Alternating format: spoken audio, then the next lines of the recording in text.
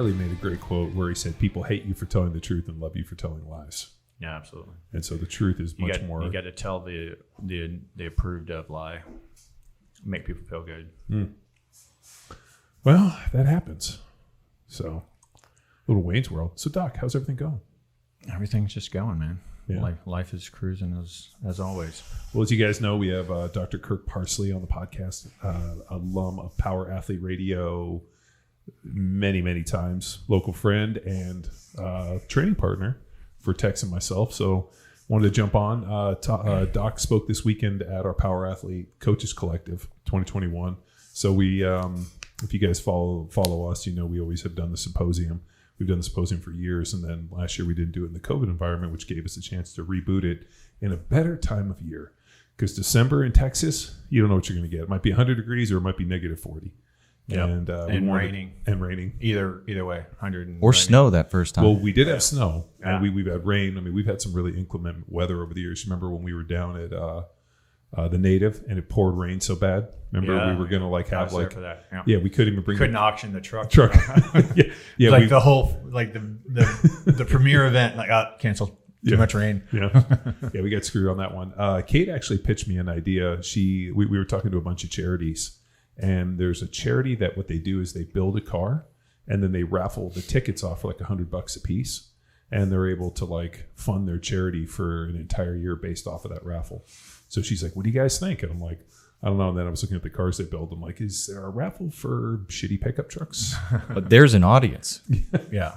Power Athlete Radio listener there. Well, chime in and let us know that if you would buy a $100 raffle ticket for a Power Athlete infused built truck, something dope. I was thinking in support of Wade's Army. In support of Wade's Army. Preferably painted like a baby blue or a blue color. I got an idea for it. We were thinking of maybe doing like a OBS truck, like a Chevy, like an 88. You know, remember probably what your high school football coach drove? If you were from your age group. Well, they were the 96 teal Chevy trucks. Yeah, so that body style, after the square body. That's what we were looking at doing, something like that. All right. Yeah, so that might be an idea. But yeah, Kate pitched me that one the other day, and I was like, sure, let me add that to the plate of things that we already have to do. Well, you could take one of those mini trucks that you're currently building and... Yeah, but those are my trucks. That makes it more valuable. You get John Wellborn's truck. But the problem, and here's the hard part, is I was going back through my Instagram because some guy asked me a question about something, and I went back to the Instagram and I started welding on that on the short crew cab rock crawler truck. May of 2020 is when I actually started working on it, and so I missed my mark of now I'm at like 15 months. So after 15 months and like 300 hours of just welding time on that thing, I'm like at this point, it's one of my kids. It's probably never leaving. So that's a lot of work. Yeah, dude. There's a ton of I think people, or at least I never had when we built my Fall Guy truck, there was 4 or 5 guys were helping me with it. And then, DJ did all the wiring, and there was it was a big collective of people. Right. This truck, it's just been purely me and DJ on like Sundays. So now I've really seen the amount of time and effort and work and thought that went into it. Like my buddy Will came out, which was great in terms of getting me set up on all my links, but it's a fucking lot of time. Yeah. Yeah. It's an impressive amount of welding. It's like building an entirely new frame. Yeah. It would have been easier just to build a new frame. Yeah, it seems like it. Yeah. It's like build it from scratch.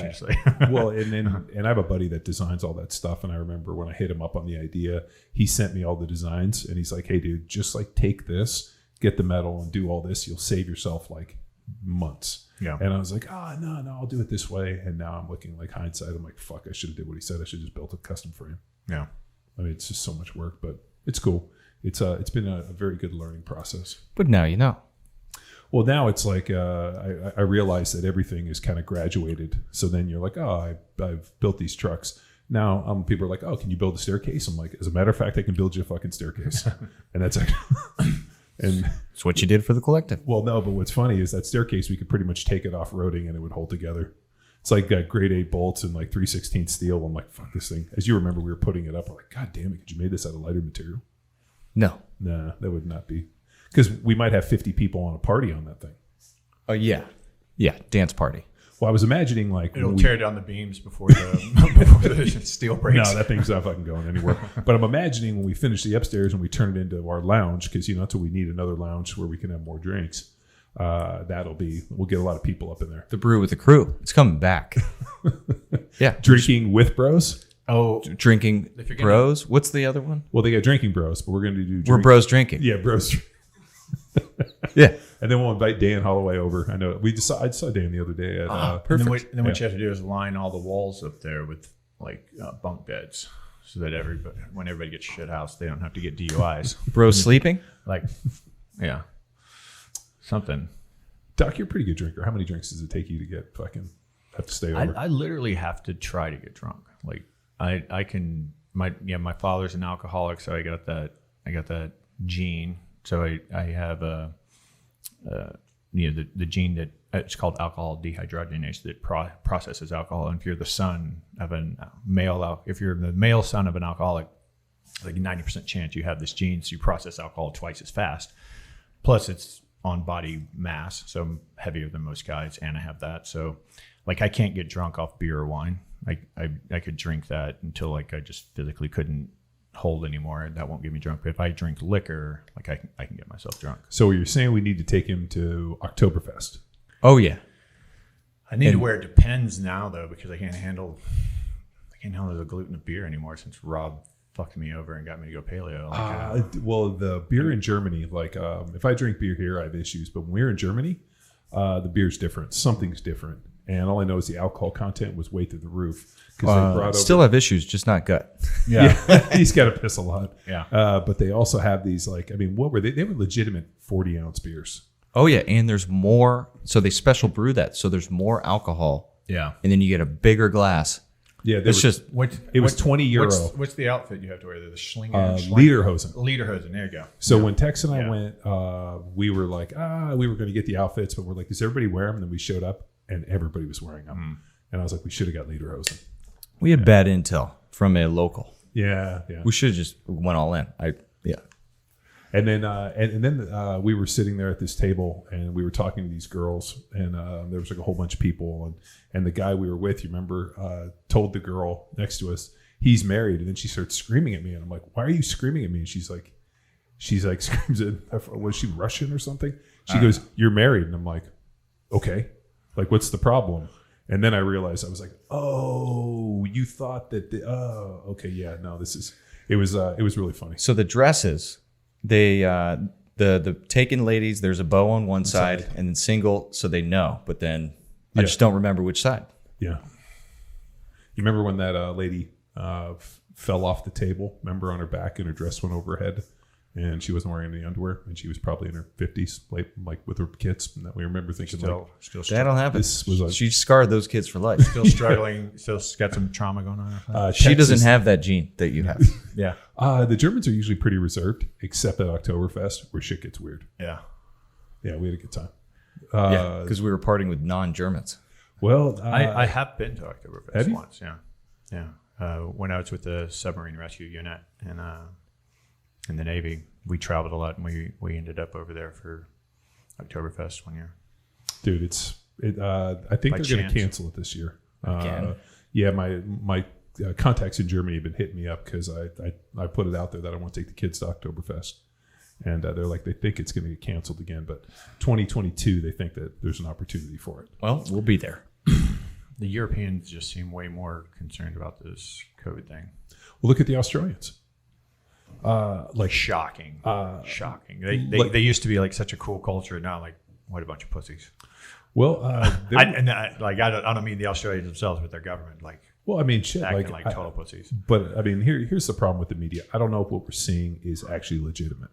I don't know. Well, if I it's saw a staged video yesterday of them shooting people with rubber bullets. Yeah, just like walking up on protesters and just firing away. Like, it wasn't like people are throwing bricks at them, and they were just standing out there protesting. They just walk up in a formation and start shooting them. Like, that's Maoist kind of crap, but just be real bullets be the only difference. But those are less deadly, right? It's less lethal. Well, you can still kill somebody if you get shot in the face. There's a good chance you die. Yeah.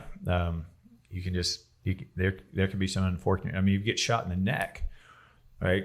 you get hit in the neck, it could cause a blood clot, stroke you out, kill you. You get shot in the eye, you probably lose an eye. There's probably an opportunity for certain person at certain wrong range, for it to penetrate the skin. What's Australia's political like? I mean, are they a democracy? Are they a republic? I don't know enough about it. I know they have a premier prime minister. Yeah, so they're whatever the UK is. I guess it's a parliamentary system. So yeah, but they don't have a king or a queen. No, but they have the same type of what do they call it? Labor and I forget what their other party's called. Well, they have the Labor Party and then so the Labor's are like their Democrats. Formerly known as a Commonwealth government. I've got DuckDuckGo up instead of Google because I knew we were going to look up some interesting things. There you go. So they have a constitutional monarchy. Yeah, and So they just gave up their free. Well, they took away all their guns in the 80s, and then they had a mass shooting. Right. So they had one, and then they convinced everybody to give away their guns. Yeah, and then just recently they did something with their First Amendment right to free speech, just like they essentially gave that up and said, okay, like we won't do that. And now they're where they're at. But it's not all of Australia. Like I have a buddy in Australia.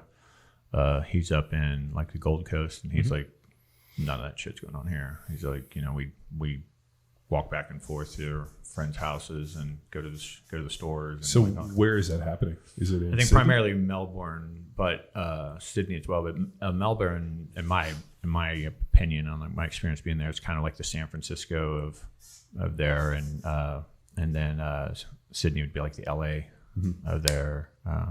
Perth is like San Diego, kind of, and then that northern coast is kind of like Northern California, like a little more redneck, a little more country, Yeah, we taught a bunch of seminars up in the north, on the Gold Coast, and then also in Sydney. I've done Perth, Brisbane, and Sydney, and I did Gold Coast. I did not do Perth, but I did Sydney. I think Luke did Melbourne. Yeah, Luke did Melbourne. Perth's pretty cool. It's pretty chill. It's actually considered a sister city to San Diego. The skyline looks very similar. They have kind of like the same bay, the bay coming through is very similar. Yeah, they call it a river, I think. You almost lived there, didn't you? Almost. Yeah, came close. Yeah, yeah. Good thing you didn't. Yeah. Were you trying to get away with somebody? No, I was married to an Australian. Oh, yeah. And when we talked about splitting our time and never farthest place in the world, like most isolated place in the world. Perth, yeah, most isolated city in the world. Closest city to Perth is Singapore, I think. Oh wow. Yeah. Well, no. I mean, that's the problem in today, and I think we've always talked about, the aim of a disinformation campaign is so that you're not sure of what you're seeing. Right. It's not necessarily to sway you one way or the other. It's just make you doubt. So when I see that, I'm like, is this real? Where is this happening? Is this happening everywhere? Yeah. I mean, we're there. I mean, like, I don't know where to find information I trust anymore. I need to hear about something from 5 different angles before I'm willing to speak out on it anymore. Well, you saw the deal down at the border. I'm still asking, and nobody's been able to answer me. How did like 15,000 Haitians get to? I've been asking like that Texas, same question. It's like it's not a short trip from that's, Haiti to wherever they landed, Guatemala or whatever, and then how did they get from there? Like how are they at the Mexican border? I forget. They're at it's what, the Rio Grande Valley. Del Rio. I think is the name of the town. Del Rio. At the bridge. But there's 15,000 Haitians, and I'm like, how did they get there? Right. It seems like a weird access point. Right. And then they were showing pictures of them on horseback, and they're whipping them. I'm like, those are reins. Yeah. That's how you steer the horse. Right. And that narrative didn't die, even though people were like, you New York City doofus, like that's the reins of a horse. That's how you steer that. That's not a whip. That didn't kill the narrative. It's like Kamala or whichever, I don't know, however the hell you're supposed to say her name. She's asking for an investigation, and then whatever the other guys who's the Secretary of State. Cool. No idea. I can't pronounce his name. But they're pissed off, and they're going to investigate these Border Patrol agents for patrolling the border because you can't have any of that. Isn't she in charge of the border? Yeah, and but that doesn't here's matter. another interesting thing. It's probably Trump's fault. So the FBI or whoever was shot and killed that veteran lady in the when they stormed Congress. Ashley Babbitt. Yeah. So they shot and killed her, and there's been no investigation and no outrage. No, they investigated themselves. And they said, no, he's good. Like, oh, yeah, we did great. Everything was by the book. So you basically shot an unarmed woman in the face. Yeah, point blank. Point blank. 120-pound, 5'2" woman where you could see both of her hands, and you shot her point blank in the neck. And then, it was all good. All good. Yeah, no investigation. Cops all around her, cops behind her. She wasn't going anywhere, didn't have any weapons. Like, yeah, but you can kill her. There's a still photo of a guy on horseback trying to round up some Haitians that are, thousands of miles away from Haiti, and they're going to investigate them. Well, yeah, I mean, so you have a Haitian who's breaking the law, and then you have a Border Patrol agent whose entire job is to prevent people from breaking the law of crossing it. And if you're enforcing that law, you're being too aggressive, too violent, and it needs they're literally going to investigate law enforcement agents for enforcing the law. Ooh, well, we can't have that. Yeah.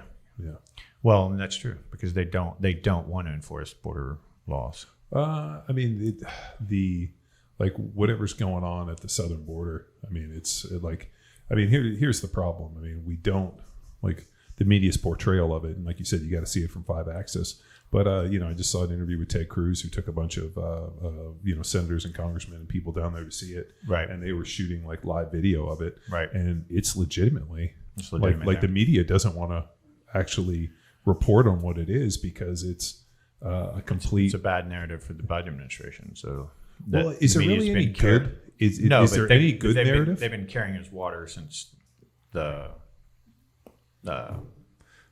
since the campaigning. When he sat in his basement all the time, they gave him all the positive press in the world. He wasn't even talking to the press. Yeah. They've been carrying his water the whole time, and they try to protect him from every bad story.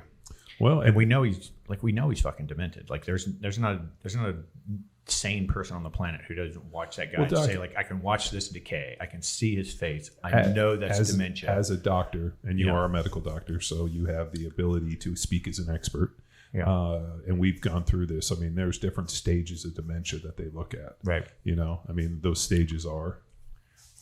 Yeah, you put me on the spot. I don't know. I mean, what is it? It's like. So, but there's features, something called what's called mask faces, right? So mask faces are like your face is like a mask. There's not the normal amount of expression. There's not a normal amount of facial muscle movement when you're talking. Their eye, you've seen these in elderly people. Their eyes actually start opening wider. Their pupils dilate and they fix. They don't move as much. They don't blink as often. And then they start having problems talking. They kind of sound like they're garbling and slurring their speech.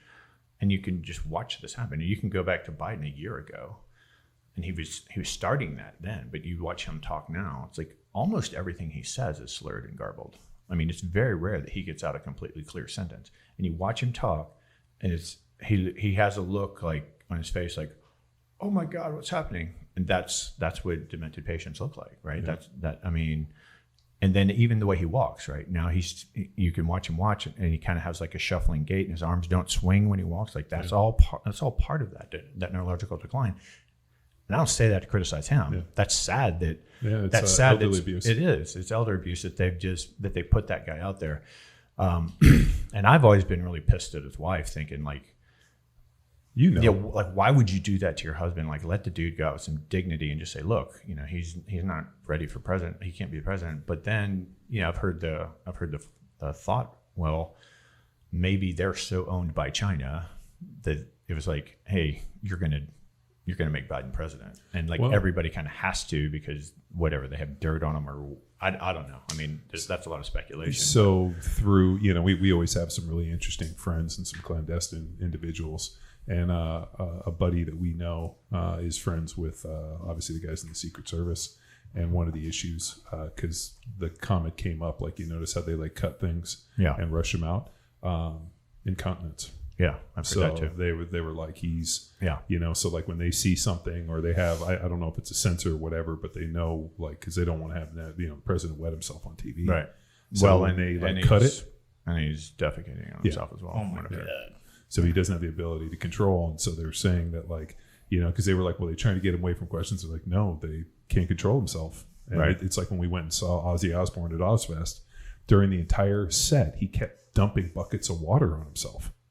And I'm like, he was pissing himself. yeah, he was kept pissing himself and he was embarrassed. So he would go over and just dump these buckets of water and he was just soaking wet. Clever. And Let's see Biden do that. and so I asked him, like, why the fuck is he dumping water? I'm like, because he's fucking pissing himself the entire time. Yeah. And he doesn't, they don't, he was embarrassed about it. So they just figured, fucking let him dump buckets of water on himself. They're like, the amount of drugs that Ozzy has done, the fact that he's alive is a fucking modern miracle. So that was the piece. But well, it seems like what they taught us when we were kids in the 80s about drugs doesn't seem to be true because, I mean, what did they teach us about drugs? well, they were bad and we were going to die. They were going to kill us. And like, It's keeping the Rolling Stones look alive. at the Rolling Stones. Look at what's that? Keith Richards. Keith Richards. Like that dude's still alive, right? Like he. And Lemmy just died. Yeah. And what about Willie Nelson? I mean, the dude's been baking on pot his whole Snoop life. Dogg. So they asked Snoop, has anybody ever outsmoked you? Have you ever smoked anybody else's like weed or like ever done anything where you felt like this person got me? And he said, one person, Willie Nelson. He said Willie Nelson smoked him to the point where he thought he was a little kid again. Well, he's got 30 years of experience on him, right? Well, Yeah, it was Charlie Watts who was the Rolling Stones drummer. yeah, I mean, like the fact that Lemmy lived as long as he did. I mean, the guy would crack a bottle of Jack Daniels first thing in the morning and would finish it every single day. Yeah. Well, and you contrast that to like, my buddy or who's been on your podcast who died a few weeks ago at 50 years old, who doesn't do any drugs, hardly even drinks, works out, tries to take care of himself, and So what you're saying is Bam. nobody fucking knows. nobody knows. That's Dude, so unfortunate. like, don't you think there's a little bit of like genetic selection for those guys? I think there's a ton of it. Like, It's called the Mickey Mantle gene. okay. Party hard, still at peak performance, no matter what. You don't need sleep, doc. It's overrated. Yeah, it's probably true. For the Mickey Mantle gene. I mean, look at Nikki Sixx had like overdosed and died numerous times. They brought him back, and they legitimately put out that Nikki Sixx died. They put that out. He comes back to life, walks out of the hospital, and like fans are out there like crying, like putting out flowers, and they walk out and they see him, and he gets these chicks to drive him home. Yeah. The stories of Nikki Sixx are epic. Well, maybe it's like anything else, it's like stress testing the system. It comes back stronger. Tear up your muscles when you work out. They build back stronger. So die a few times, come back stronger. Like maybe I'll live to be a couple 100 years old. Well, what my only thing with drinking, and when I listened to all this partying, I mean, these guys have partied just an epic amount. Like I have no concept of all the crazy shit that they've done. When we were at the collective, some of the coaches got up, and one of the guys who's with one of our Block 1 coaches collective speakers got up and talked about the drugs that he had done and kind of this trials and tribulations that the journey went on. That was Colby Wortman. Hope I'm not calling him out by but he's pretty forthright with it. But man, he gave an incredible talk. But when we were rapping at the bar after, he's like, "Oh yeah, no, I took I used to do this," and he goes, "I used to smoke this and this," and he went through the whole thing. And he goes, "I could go to football practice and people didn't know that I was fucked up, even though I'd taken 20 or 30 pills and I'd done X." And I'm like, man, if you give me a Vicodin, I'd go lay down in the corner and go to sleep. That's why I don't take that stuff. So I wonder if there's like a gene where somebody has just an incredible tolerance and the ability to, I mean, I've seen people drink 20, 30 beers and be absolutely fine. I have like 2 or 3 drinks and I'm like a ninja blow dart hits me. Well, I mean, think of somebody like Rogan. Rogan can do like a hyper intellectual podcast and be articulate and have a great memory for facts and all this stuff while being stoned, and does it all the time. And whether he's stoned or not, he performs essentially the same. Do you think it's because he's gone out and he's probably gone out and done so much stand up high and not high that he can just basically travel between the two? I think that there's a huge disparity in that particular instance in cannabinoid receptors in your brain. So, we know very clearly that marijuana affects people drastically different. Like some people completely hallucinate on marijuana. Some people get super tired. Some people get energized by it. But isn't that the strain? The strain matters too. But cannabinoid receptors were found in the brain because marijuana existed, and so when when they're testing what effect marijuana has on the brain, they're like, oh, there's these receptors that seem to respond to marijuana, but we make our own cannabinoids, right? And so then like those aren't there for smoking marijuana; those are there for a physiologic function. And the density and types of cannabinoid receptors you have in different regions of your brain is it's varied genetically as your physical body type. It's like what you look like. So what marijuana does to your brain, my brain, his brain could all be so drastically different that it wouldn't even seem like the same drug. Damn. And I know for me, like I don't like marijuana. Like most of the times I've tried it, it just kind of makes me feel really dumb. Like I can't think straight, and I'm just sitting there frustrated, like trying to think. I can't even formulate thoughts. I can't talk very well. A few times it's made me like super giggly. Never enjoyed it, but completely non-functional in it. I mean, smallest amount, and I'm completely incapacitated. I couldn't have a conversation to save my life.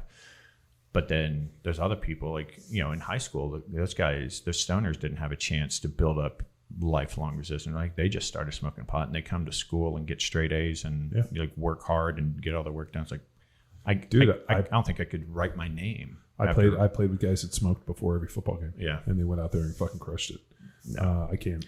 Drugs are, especially like drugs that come from plants. Like if you think of all the psychedelics that they call the plant medicines, and marijuana, like things that actually exist on the planet, they're a trip. Like they have so many effects. I mean, it's immeasurable. Is that a pun? They're a trip. They're a trip. Yeah. That is a pun. Yeah, kind of punny. I mean, but you look at what they try to study the effects of these things on the brain. You can't isolate it because you have millennia, of thousands, hundreds of thousands, maybe millions of years of evolution, depending on where you were geographically and what your ancestors ate and where you moved to and all that other stuff that changes, the makeup of these type of receptors in your brain. So, everybody does these psychedelics and has similar experiences, but when you actually study their brain, like when you try to look at things objectively, there's no discernible pattern. So, Dr. You can't say like, oh, it's stimulating this region of the brain and it's quieting this region of the brain. Maybe, but it could be exactly the opposite in somebody else. Dr. Heyman just did a huge study on marijuana, and they actually had people smoke or edibles. I forgot what the median was, and then they were putting them right into CT scans and MRIs, and basically scanning the brain and seeing what happened on the function.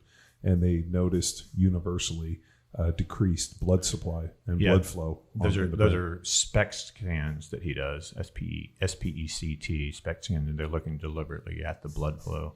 And I'm 99% sure that was smoking. And it basically inhaling anything seems to diminish blood flow to the brain, but it does it chronically with marijuana. So it's not just like right after you smoke it. It's if you smoke it frequently, you could go a week without smoking it and you'd still have the decreased blood flow. So it's not a reaction to actually smoking then.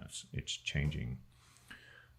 It's changing either your vascular patency, like how wide open things are, or blood pressure in the brain, or causing inflammation in the brain that's closing off. So what he theorized is based upon the research that they found in the study they just released, that he felt that smoking marijuana was not advantageous for people that have some form of brain or disorder like ALS or anything. I know Turley's been on this idea that cannabis will save football, and I think it's a better option for pain management, let's say, instead of opiates. Mm-hmm. I mean, the opiate crisis is fucking out of control. So I agree with him in that way, but the idea that it'll somehow fix your brain and cure some of these, ALS, dementia, whatnot. I mean, all these other different issues going on with the brain. So, really, Eamon's piece is the only thing I've seen that actually legitimately says, hey, this is what we saw. Here's the research. Yeah, I saw him present that a couple of years ago in a traumatic brain injury conference I was at, and I saw that data. And it was the same for cigarette smoking actually too. And then I think alcohol it was a different pattern, but it had like some significant blood, I think to the prefrontal cortex, diminished blood flow, which makes sense. Yeah. So if an individual, I know that not only an expert in many things like, hormones and manipulating that and sleep and all that, but in terms of like, traumatic brain injury, which, with the start of NFL football and college and all that is kind of gets pushed at the forefront. You and I have talked at great lengths about, different things that individuals could implement to limit and potentially fix that type of stuff. Right. Yeah. Yeah. I think, if I could only choose a single modality, I would say hyperbarics, right? Hyperbaric oxygen therapy, because you can get oxygen supply to areas where you don't have vascular supply, right? You don't have blood flow to that area. And so basically what the TBI is doing is it's causing enough inflammation to where it's causing a bit of your brain to become necrotic. So that tissue is actually dying off, and we don't regenerate brain tissue very well. Nerves do grow back. Like if we lived to be 3,000 years old, you could probably go from being a paraplegic to walking again, but they regenerate at such a slow rate that it's as though they don't really regenerate. Now you can accelerate that by increasing the various proteins in the brain and peptides in the brain. Hyperbarics increases myelinization, so laying back down the myelin protection, and it's doing that by putting myelin is the sheath that runs around the nerves. Yeah, and it allows things to fire faster. It accelerates how quickly nerves conduct. So when you have a region of the brain that's becoming necrotic, you think about it's just a small area, but if it doesn't get blood supply and all the inflammation around it, it's damaging, right? And so it can grow over time and it becomes avascular. And once you don't have blood supply to it, it's like a diabetic foot ulcer or something, but it's in your brain. Mm-hmm. And so now you basically have a dead region of your brain. And that can cause other inflammatory reactions and other inflammation in the brain just because you have essentially, it'd be like having feces in the corner of your room over there. You would react to it every time you're in the room. It would change the environment, and it's the same thing. Shitting in the corner would definitely. It's a dead tissue, so it's causing different physiological effects in the brain. So when you do hyperbarics, so ordinarily we can only carry oxygen on our hemoglobin, right? Mm-hmm. And so once your hemoglobin is 100% saturated, it doesn't matter how much oxygen you have to breathe, right? Like there's no other place to put it until you go under pressure. Once you go under pressure, you can actually crush oxygen bubbles down into the bloodstream, and they can plasma. In the plasma. So it's floating around the plasma. It's not bound to hemoglobin, and it can drift out of the blood supply and go anywhere. And so once you have that enough, you're putting enough oxygen pressure. And you're breathing 100% oxygen, so the partial pressure of oxygen is 5 times higher than on the surface, and you're crushing it down to these bubbles that are drifting out to all sorts of tissue, and they can actually repair.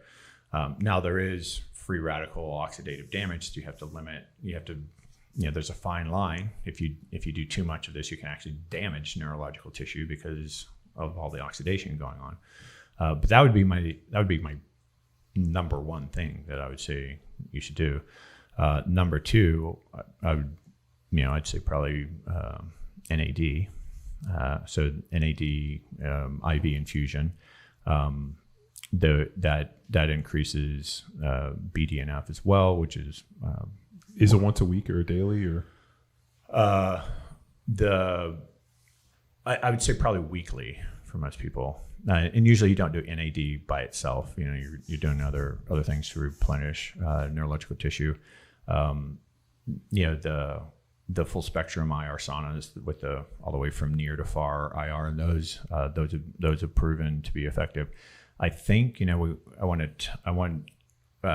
wanting to talk to Tom Seeger about that, the inventor of that one cold bath. I can never pronounce the name. It's like KO something.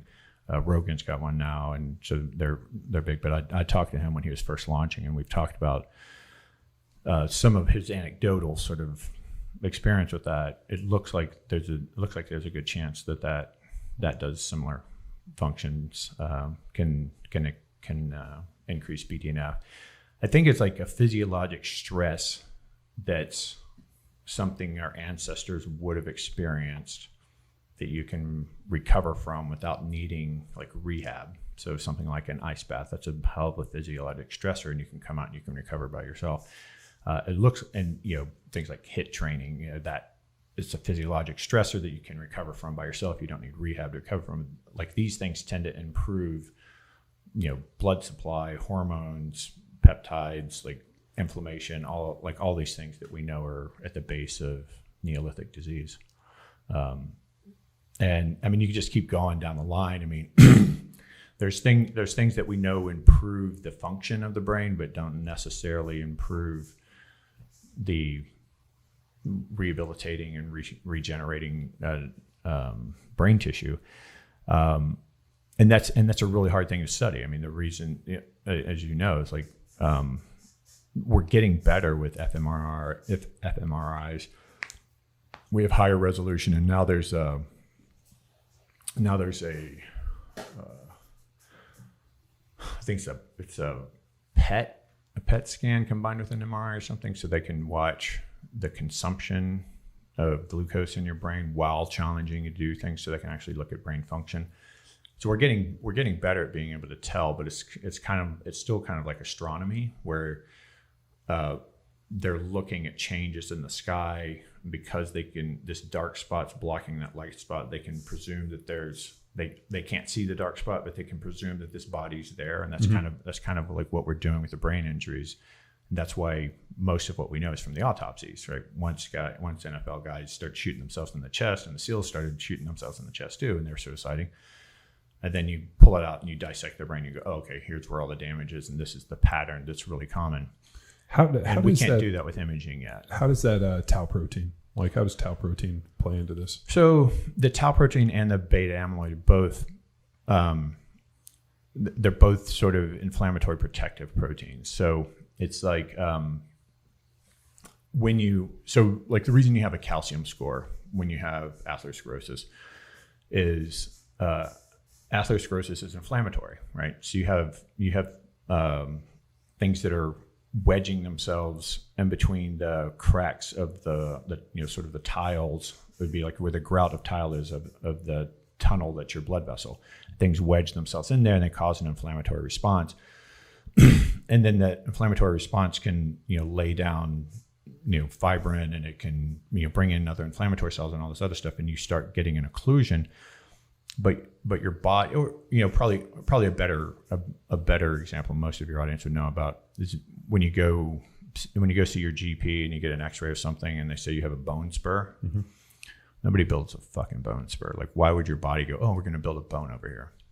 That doesn't happen. It's calcification of the tendon, or it's the inflammation ends up calcifying over time. Right. So what happens? What your body does with chronic inflammation is your immune system gets tired of fighting it, and it's like, we're fighting the same damn battle every day. Let's build a brick wall around it. And so you lay down a bunch of calcium, and now we don't have to fight it anymore. And that's what calcium scores are. When you look at your, and that's what a bone spur is. It's just, you have this chronically inflamed tendon that your body's trying to repair every day, and you're using it every day. It just keeps being more and more inflamed. It's like, hell, that let's just lay a bunch of calcium down on there. Then we don't have to deal with this problem anymore. And when you do a calcium score, that's just calcified inflammation in your bloodstream. The brain doesn't do that. The brain lays down tau proteins and beta amyloid proteins, but it's essentially the same process. And that's increased not only by trauma, but that's increased by, it can be increased by drug use, anything that kind of destroys the metabolism or the metabolic state of your brain. It's well known to be associated with sleep deprivation. So the more you deprive yourself of sleep, because when you go to sleep, the astrocytes that provide the structure of the brain, it's like the scaffolding of the brain, those cells shrink down by 30%, and they create pathways for your cerebral spinal fluid to flow through there and get rid of waste products. I always tell people that your cells are just a smaller version of you. They take in nutrients and they produce waste, just like you take in food and you have to urinate and defecate, and your cells do the same thing. And it just builds up in the brain. If you don't sleep enough, you don't get restorative sleep, and that builds up. And now you have waste products in your brain, which is going to eventually cause an inflammatory response around it. And that could be the source of your beta amyloid or your tau proteins or any of that other stuff. So it's really just an inflammatory marker, just like calcification. So those aren't actually causing anything. Those are just telling us that this process is going on all the time. So if an individual was like how would they go about kind of doing the detective work to figure out if this is a real problem? Because, our buddy John had a calcium score of 0. When he went through all of his, workup, you got his hormones all balanced and you worked with him and he was moving in the right direction in that. And then, here he is and has this kind of fluke heart attack and ends up passing away. Yeah. Well, the only thing that John could have done would have been to get a CT angiogram with, so like a contrast study where they actually put some radioactive dye through his bloodstream and watch it on a CT scan and see that the vessels were narrowed, because he just, the problem with those soft plaques, including your vessels, again, that's just inflammation on the wall, and there's some a non-inflammatory tissue like the fibrinogen. It's think of it kind of like collagen, but it's being laid down in these inflammatory plaques. None of that's going to show up on a calcium score, and if he's if he compensates well enough, like with his fitness, and doesn't press himself in the right way to where he's showing some sort of arrhythmia or something that's giving a cardiologist a sign that there's problems with their heart. The only way you're going to detect that is through a CT angiogram, but that's not a insignificant amount of a radioactive material. So if you do that all the time, it's pretty dangerous. It's not like you want to go get that done every year. So you'd have to talk to a really smart cardiologist who's into preventive medicine on that to know what the right protocol is. I wouldn't know, but I've had a CT angiogram just because I didn't trust the calcium score. And so at 45, I had 46, I think I had a calcium score of 0, but I had a CT angiogram as well that showed, no occlusions. So no narrowing and no occlusions. So, but I'm probably still going to get another one in a few years. I'm probably going to get one close to every 10 years. But that doesn't mean that I won't die of a heart attack in between there, So as a 45-year-old, which I'm approaching, what would you recommend? Everybody's talking about, going to get your prostate checked, angiogram, all these other kind of tests. Yeah. What's good is I have 20 years of blood work and looking for different trends, and just got all those neural markers done, which is pretty interesting. Yeah. I think I wouldn't. The American Medical Association and the American Heart Association, all those guys, they put all sorts of protocols for monitoring things on an age base. I would do it in a more individualized thing, right? So if you've never been a pugilist, right? For our listeners, what's a pugilist? Somebody who gets struck in the face. So a martial artist that gets kicked in the face, or striking. If you're getting struck in the head, or football player, or rugby player, or soccer player, or military with concussive explosive forces around you. If you've had all of that, I'd do a lot of brain evaluation. I'd do a lot of neurological evaluation, because that's more likely to cause you problems than anything else you're doing. And we know that the brain controls essentially everything, right? It controls all your hormones, which are really controlling whether you're anabolic or catabolic, and if you're repairing or eating yourself and getting worse. And it also, to a large degree, controls your inflammatory response. So if you are somebody who's been doing that your whole life, I'd say I'd put way more importance on that than somebody who's maybe hit their head a couple of times in life. Okay, that's not a big issue for you. But if you look at the top 3 killers, it's heart attack, stroke, and cancer. 75-80% of us are going to die from one of those 3 things. So the most preventable ones are, well, you can't prevent them, but the most responsive things that you can monitor would be the heart attack and stroke, because that's essentially cardiovascular. perhaps coagulopathies. I would say you probably don't, if you have a family history of premature heart attacks, so people, I'd have to look that up. It's been a long time since I looked it up. I think it's 60 or 65. So if a male dies before 60 or 65, that's considered premature. So if you have family history of that, I'd do some really legitimate. I would go as far as a CT angiogram, or probably mid 40s to early 50s. I think that's a reasonable thing to do. But definitely I'd get a calcium score, definitely get a cardiac echo. Because what happened what happened with John with the autopsy was that he had a heart attack before that heart attack because he had some what's called tissue. Necrotic and granulation tissue. So he was repairing a region of his heart. So if it was a large enough region, which I don't know if it was, I haven't seen the autopsy. This is word of mouth. But if there's a large enough region that's necrotic, that cardiac tissue quits functioning properly, right? So you can do an echo, essentially an ultrasound of the heart, and you can watch the heartbeat, and you can watch the blood flow through it, and you can see that the wall's moving abnormally. You can say, oh, there's damage to that heart muscle right there. And now we can start evaluating it further. And then you do a CT angiogram and see how with the blood. Well, even if they had done all that, found that he had the heart attack, what would they have done to save him? Well, there's medications that they could give that's going to increase the contractility of the heart muscle he has. So it'll pump a little harder, and while actually, ironically, kind of slows down the heart muscle, and it's sparing energy wise. They could, a primary care sort of general practitioner wouldn't do these sorts of things, but there are there are peptides that you can give.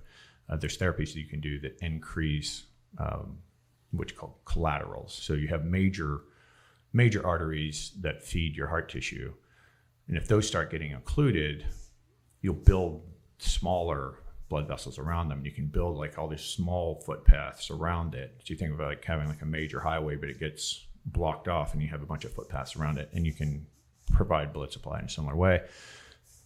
There's cardiac rehab where they actually sort of train people on it's sort of like PT, where they're monitoring your heart rate and your cardiac function on EKGs while you're exercising and increasing your exercise threshold. Because most of the time, this wasn't true with John, but most of the time people have a heart attack, there's a stress on their heart that they can't handle. So it's all these people who go and run 10 miles a day at this steady heart rate, there's some benefit to that, but people don't die from having a heart rate of 130 for 2 hours. They die from the heart rate of 165 when they try to move their refrigerator by themselves, or they carry something heavy up the stairs with somebody else, and that's when that's what their heart can't handle, because now we need 100% of cardiac function. Whereas when you're operating at a maximum heart rate of say 70 and you're doing slow cardio, you're engaging 70% of your heart. Right? It's 70% of your heart's capacity. When you do something like HIIT training, you're going to maximum heart rate. Or lifting heavy weights. Or lifting heavy weights. When you lift really heavy, your blood pressure goes through the roof. Especially you think something like deadlifts and squats, like heavy deadlifts, heavy squats, where you have a full body tension going on there. It's maximum heart rate. Your body is, because it has to push past the pressure of the muscle to get blood supply in there. So you need way more blood pressure. You need way more contractility of the heart. And so that heart rate of 165, 175, depending on how old you are, is the maximum your heart can do. You're using 100% of your cardiac function. And if you do that for a few minutes a day, every day, you're building a resiliency and a capacity to do that. So there's benefits, there's benefits to both, but I think there's more benefit to the episodic maximum heart rate than there is to the long sustained cardio. The long sustained cardio is better for sort of metabolic fitness. Building a big aerobic base. Right. but you can't just purely do that. You have to do it. It has to be in a mixed modal kind of training system, right, where you're training obviously lifting weights, you're doing some conditioning, some HIIT type stuff, and you're also doing a little bit of aerobic base. And what we recommend somewhere around 3 or 4 times a week is usually more than ideal. Is this even more prevalent today than it was in this COVID environment? I mean, we were talking about spike proteins and, COVID, and especially like, seeing all this pulmonary edema. I mean, the amount of guys that I've seen in their 50s that are having heart attacks has gone through the roof. Right. And that pulmonary edema could be a major player. I'm wondering if COVID or the vaccine or anything, we've seen kind of plays into that. Yeah. So COVID and the vaccine both are doing it, and it's it's thought to be because the spike protein itself is acting as an antigen. So you're obviously that's why you're giving a vaccine, right? A vaccine is a partial viral infection that causes a partial immune response. Sure. And so these spike proteins are acting like antigens, which just means something that your immune system doesn't like, that's not part of you, that it's going to irritate your immune system, and your immune system's going to fight it. And then what the data is showing is about 30% of people. So the idea of the vaccine is that they're going to inject it into your deltoid. The mRNA is going to, it's going to be transcribed in the muscle cells of your deltoid, and once enough spike proteins, so the cells themselves they have little machines in them called ribosomes. They produce proteins. The mRNA they put in, that's just like a little transcript, it's a little information strip, right? And that little information strip gets read by a ribosome, and it says, okay, got it. It's like, think of it as like a 3D printer or something. Like you give it a little bit of information, and it prints out this spike protein, and then just stays there inside the cell. And then you do another one, and then you get so many of them that that cell ruptures, and then it dumps spike protein all into the blood. And it's supposed to stay locally. I don't really know how it's supposed to stay local, but apparently it does the majority of the time. But so it stays local in the deltoid. But isn't it doesn't explode, doesn't it get in the bloodstream and systemically it just travels? I mean, that's the way it has to work, right? Because you're building an immune response to it. I don't know if because you're putting it in the muscle, it's not being taken up into the bloodstream, and it's just staying in the interstitium, the fluid between cells. I don't know the physiology of how that's supposed to work. But could they tell? And this is, so for example, if somebody got the vaccine, could you do blood? Could you take blood and tell whether or not the person had the vaccine? Yes. Yeah. So is that for all, or just this mRNA? But that would mean that it's traveling because. Well, so there's another phenomenon of the vaccine that's causing platelets to be really sticky. And they form something that's called a rouleau formation. So think of like stacking up chips in Vegas. So your red blood cells stack up like that. And instead of just being free floating and randomly around, they're floating around in these big stacked columns, which means that you're hypercoagulable and you're more likely to. But because it's only happening at the platelet level, I say red blood cells, I meant platelets. So they're stacking up, and since it's happening at the platelet level, it's mainly microvascular. So it's like super, super small vessels, like in your kidneys and in your retina and in your penis. So probably there's some truth to this impotence thing. And you mean the Nicki Minaj with the testicles exploding? Right. And what I was going to say is the other thing that how crazy is that? I haven't heard this. White House. So Nicki Minaj, just to tell you, came out, and I guess one of her cousins in Trinidad was at a wedding where the groom got the vaccine and his balls shriveled up, and basically is like, all this man equipment, and the wedding was called off. So the bride called it off. So she was like, hey, you guys need to, those of you guys getting the vaccine need to check yourself, and more importantly, like, know what the fuck you're putting in your bodies. And do your own research, she said. Which is his testicles exploded? I don't know if they exploded, but they got real big. And so at that point, the liberal media, whatever it was, started attacking her. And the White House, which is hilarious. That made her an anti-vaxxer because she said you should do your own research and know what's going on. So then the White House had to have a press conference. And like my favorite part was the dude that was like, so you're telling me these motherfuckers are this ridiculous that they got to have a White House press conference about Nicki Minaj. Right. And she's kind of a big deal, John. Well, she's got like 100 million Instagram followers. She has more Instagram followers than I think the White House does. Yeah. So I mean, it's fucking crazy. But they started coming at her, and then CNN sent people down to Trinidad and this whole deal. And they said her family was on lockdown, and she basically was calling these people out, being like, "You don't want to fuck with me. I run this bitch." I mean, Nicki Minaj is now like in like the right wing activist camp. So like if you would have told even me, though she's a BLM supporter and like total leftist, and it's like, so here's the deal: you can do all that stuff, but you disagree once, narrative, you're fucking anything you disagree with. So now she's a right wing shill, and you know, a Tucker Carlson. I mean, it's just like, it's fucking insanity. Yeah. So where I was going with that is the 30% of the time that it is leaking out, they're finding it in microvascular. So when I was saying the impotency thing, if you think about, you know, the tissue that makes your penis erect is called the corpus cavernosum, and it's like a little sponge, and then you fill that sponge up with a lot of fluid, and then you block it from being able to return out. The more pressure you put in there, you're making the sponge really hard, and it has like a sheath on the outside called Buck's fascia that's like 3 times thicker than most fascia. It doesn't expand, and so you just make that sponge really tight inside that sheath.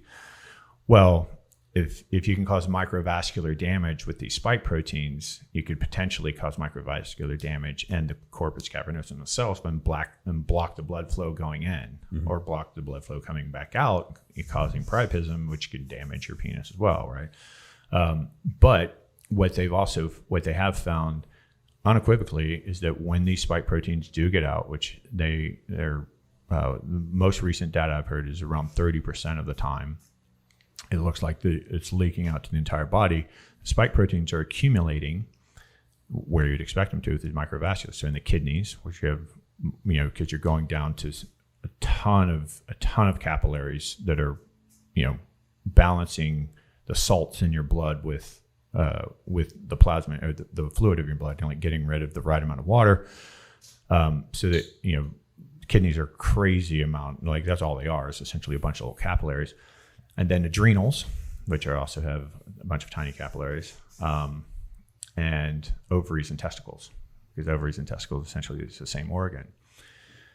So there's a really good chance that if those spike proteins were to keep accumulating, they could cause inflammation. And if they get enough inflammatory response inside the ovary, inside the testicle, you probably can disable that, you know, or seriously impair that organ's ability to do its job.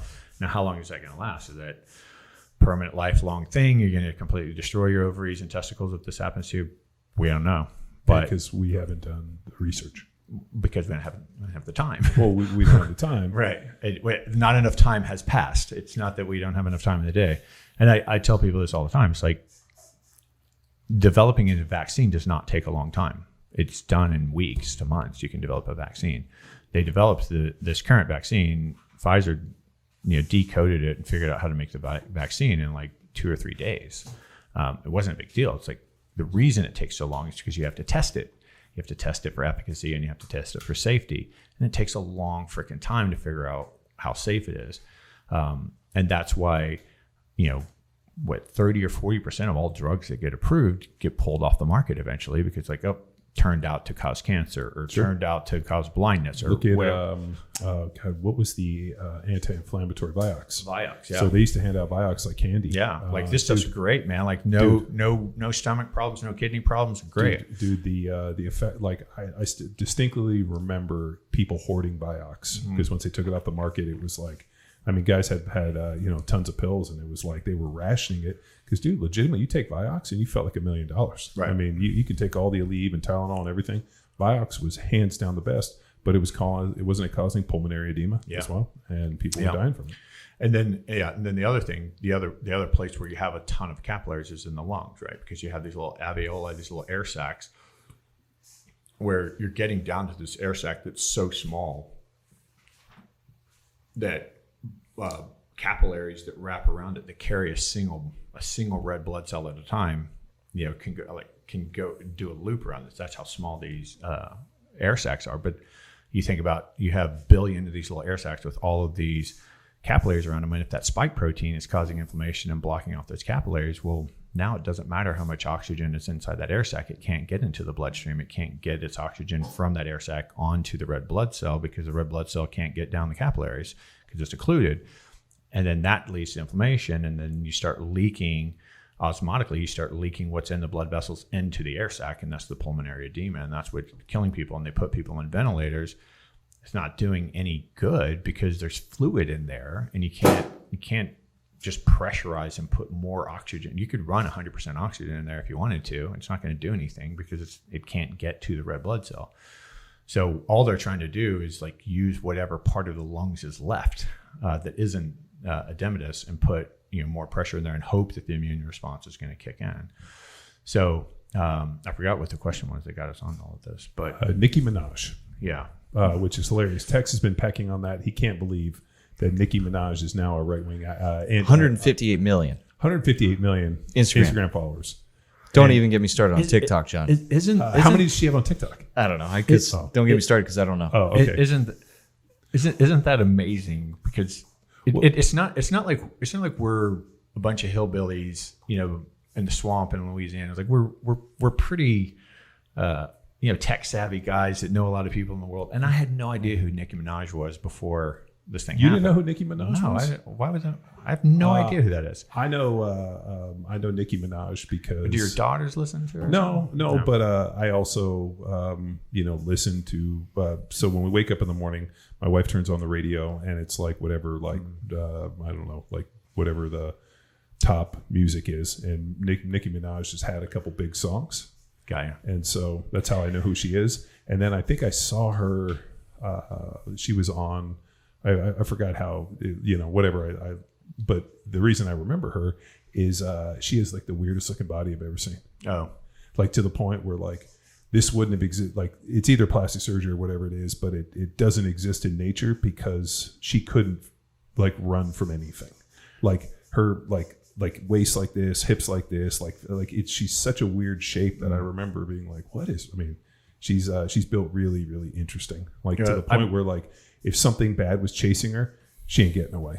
I'm probably handicapped by the fact I've been listening to the same music for 30 years. So there's a really interesting phenomenon with music where the music, like there's a time in an individual's life where they're most receptive for music, and whatever you listen to at that point crystallizes you forever. It's like your haircut, right? It's like whatever your haircut was like in your late 20s, like that's what you die with. That's the same haircut you keep going with. It's why when I hear Metallica's, Master of Puppets, or I hear the Black Album or Led Zeppelin, and why Ben Crookston just loves himself some Train. Yeah. Well, Train was past that for me. So, but like, I mean, I remember we listened to a ton of EDM music in college. Like, we called it, techno or dance or whatever. And I still put that on the time. Like if I'm in when I drive my kids to school, I put on, what is it? BPM? Sandstorm? Yeah. What's that one? It's just Blade versus Sandstorm. And we listen to Blade versus Sandstorm and the kids are like, I know where we were going.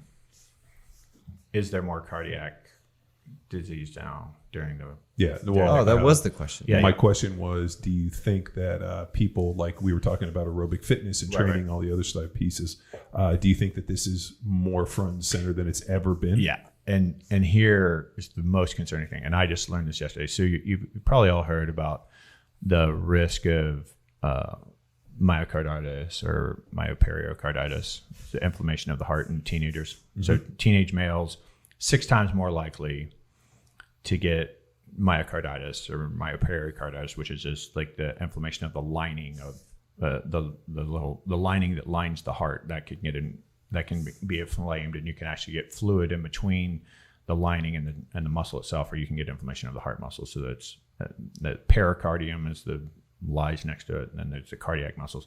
So you can get inflammation kind of through any of that, and it impairs cardiac function. Now, most of the time when you get myocarditis, that's a lifelong gig. And the life expectancy of somebody who gets myocarditis is not that long. It's like 6 years or 3 to 6 years or something like that, I think, on average. But most people get that later on in life, or they have like a serious infection or something. But 6 times more likely to get that as an adolescent to young male than you are to get seriously ill or die from COVID. So it's medically irresponsible to give that kid, and it's basically goes from, I want to say, 13 to 20, that age group, 14 to 20 maybe, 6-fold 6 times more likely to give the kid myocarditis than you are for him to do nothing and let him risk COVID, right? So the odds are, right, and the risk evaluation of that is it's more risky to do the vaccine. You don't do the vaccine. And some of the powers that be have been admitting this and saying, okay, yeah, that's probably we should rethink this around, like we need to consider that, we need more data, but like it's looking like that might be the case. We might want to pump the brakes on giving this. Well, the newest data coming out of Israel, they're the front runners of the data because they had the highest vaccination rate. They were the first ones to do it. Like they got their whole country, they got 87% of the country done in like a few months, like right when this came out. So they're months ahead of us. Their data showing better than ours. And what they were saying was that actually it's 10 times the risk, and it goes all the way up to 54 years old with an average age of 34. And this is for males because we know COVID is an androgen, highly androgen sensitive drug or infection virus. We don't really know why, but giving people like anti-estrogens, like or anti-androgens, you give them like males, you give them if you gave them estrogen, or you give them something like finasteride, which decreases their dihydrotestosterone, anything that's going to impair their ability to produce testosterone actually improves the likelihood that they're going to survive if they get really sick, and it affects their risk of getting really sick. So if you have a tenfold increased risk of myocarditis, all the way up to whatever it was, like 54 or 56 years old or something like that. Again, it's medically irresponsible. It's unethical.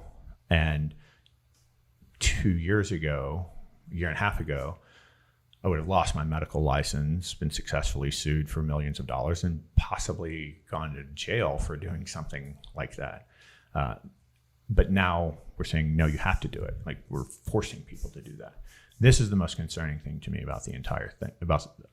There's a ton of ascientific stuff going on, but we're acting like natural immunity doesn't exist, and we're forcing vaccines on those people when we know that not only is that more robust, is immunity is 30 times more robust. That's not insignificant. And if you even had like twice the risk of myocarditis over getting really sick and dying from COVID, it'd be medically responsible. But if you're talking about 6 to 10 times, if you ignore those two things, how can you say that you're being scientific? How can you say that this is about healthcare? This isn't about healthcare. I don't know what it's about. It's very concerning to me, but it's not scientific. And everybody's heard the term in medicine, first do no harm. Yeah. So isn't that the Hippocratic Oath? It's part of the Hippocratic Oath. So if doing nothing puts you at risk of some disease, that is okay for me to do as a doctor because I didn't do any harm to you. I didn't actively harm you. If I give you something, if I actively do something, I give you a pill, I do a procedure on you, I do surgery, I do something to you that causes you harm, that's breaking my Hippocratic Oath. So if I give somebody a vaccine that I know has a higher probability of harming them than them getting the disease that I'm vaccinating them against, I shouldn't be allowed to be a doctor. I shouldn't be allowed to have a medical license, but exactly the opposite's happening. If I talk out, this is the new American Medical Association thing right now. So one of those guys could be listening to me right now, and I can lose my medical license simply for talking negatively about COVID. Basically, what the policy said was, in so many, they said it in political doublespeak, but essentially what they said is, if you go against the CDC's narrative, which is tricky because the CDC's narrative flip-flops back and forth all the time. It changes counsel. So when was it?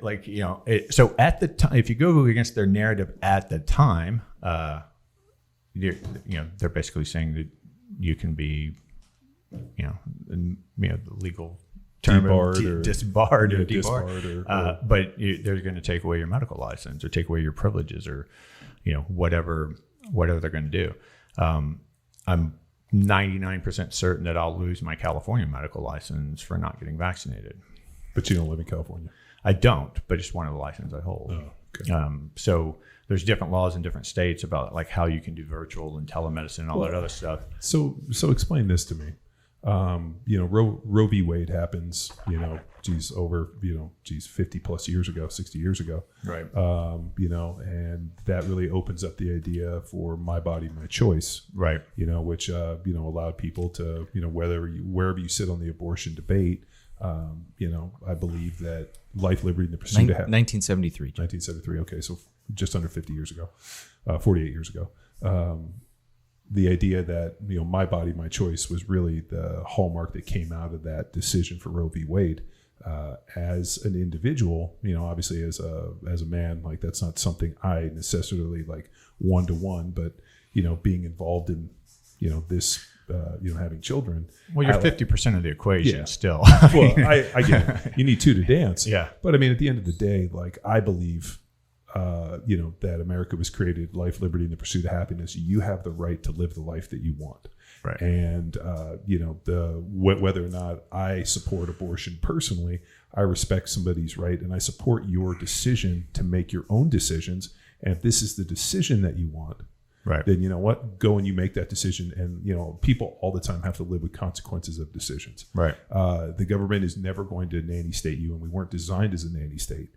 So now you have a situation where, here in Texas, they just put that deal out where they said that if you do, abortion is okay up until about 6 weeks, and then anything after that, it's not illegal, but that the doctor can be sued right for giving abortions past 6 weeks. Right. So they did a really interesting thing. Instead of outlawing abortion, they was like, no, you can still do them, but you open yourself up to being sued legally, right, for litigation by doing it, which was an interesting play. And the Supreme Court, came back and was like, states have the right to make their own decisions. Right. Now, the problem with that is, is that taking somebody's right away from choosing? No, people can still make that choice. You just have to have somebody that's willing to die on the sword for it.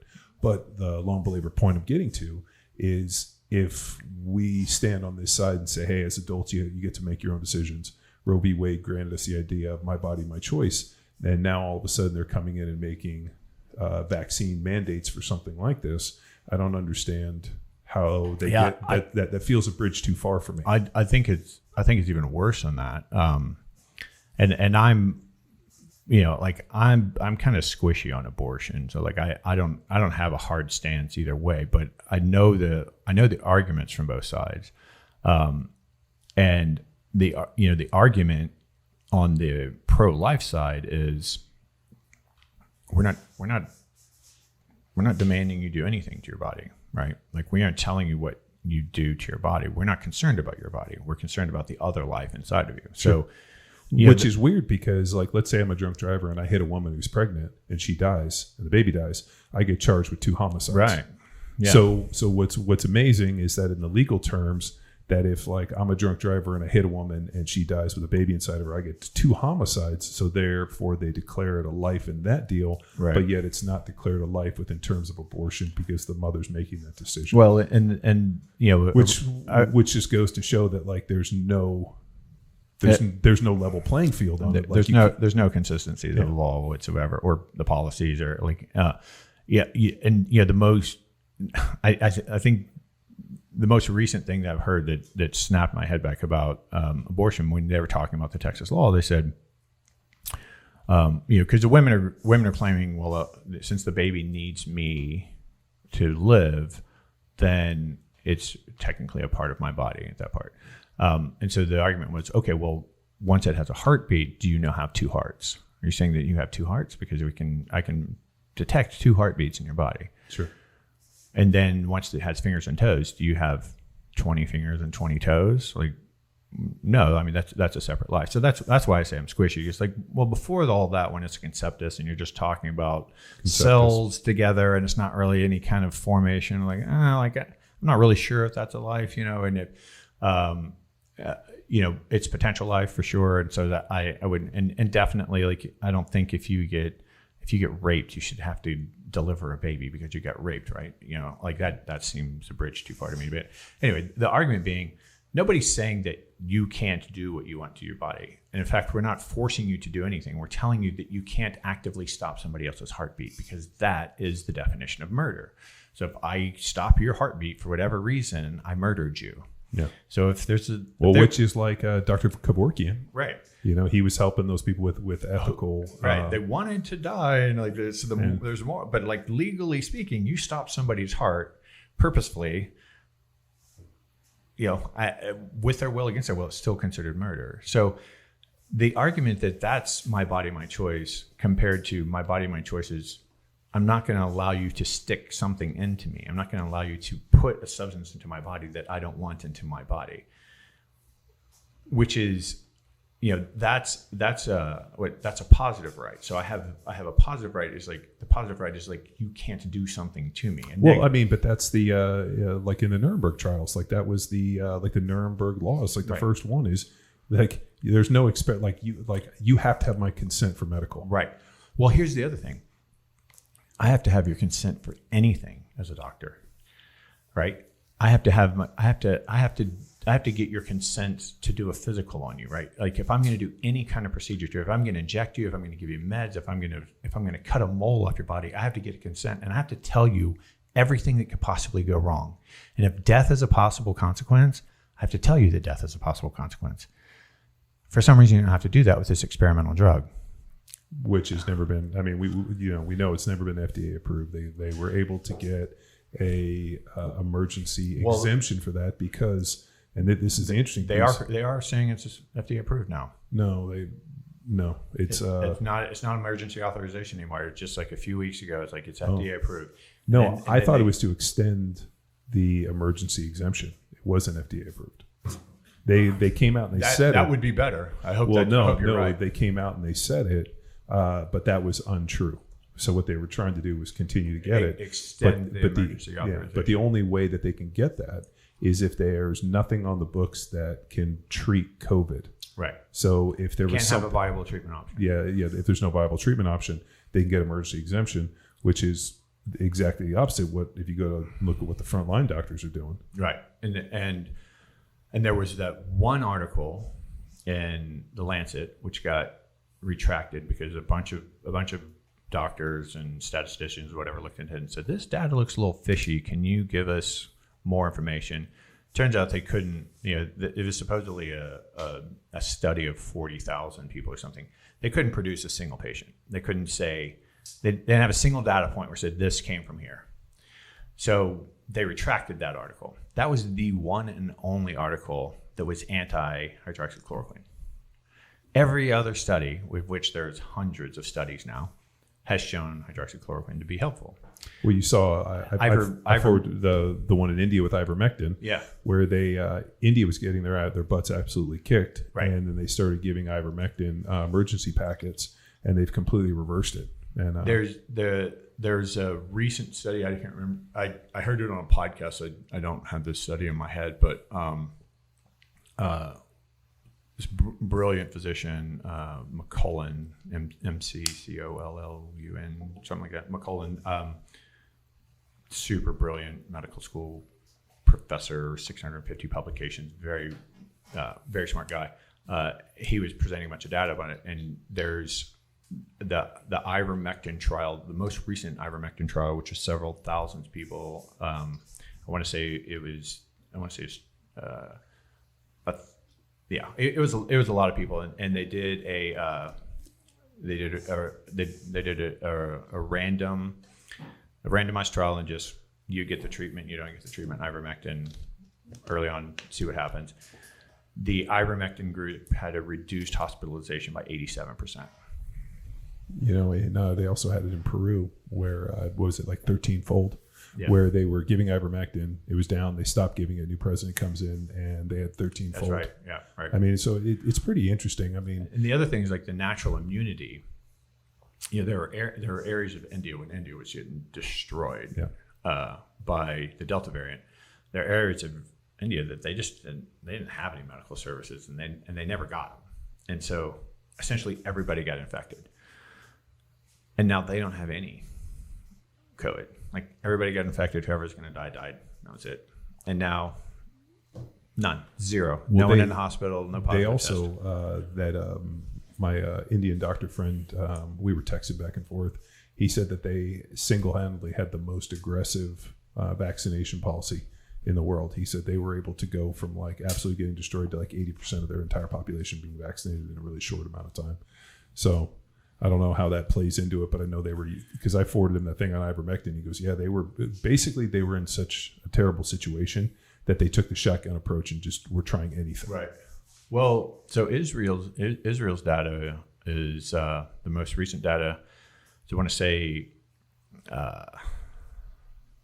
it was the majority. It was a significant majority. So maybe 69% of their hospitalizations were double vax. The other population in the hospital were people who had never had COVID and never been vaccinated. Fewer than 1% hospitalized had COVID before, so less than 1%. No deaths in the people who had COVID before. I don't know what the novel people who had never had COVID before and weren't vaccinated. I don't know what their death rate was, but the death rate amongst the vaccinated was 19%. So, and during the height of the pandemic, before vaccinations, their death rate in Israel for hospitalized patients was 10%. So I'm not saying there's no utility to this vaccine. I think certain populations, it probably makes good sense to do it. Sure. There's certain circumstances that I can imagine if I were in that, I would get the vaccine. But I think to say that it's completely crazy and irrational to have hesitancy around this thing is absolutely ludicrous. So regardless of whether or not you, like wherever you sit on this side of this vaccine debate, what as individuals can we do to safeguard ourselves?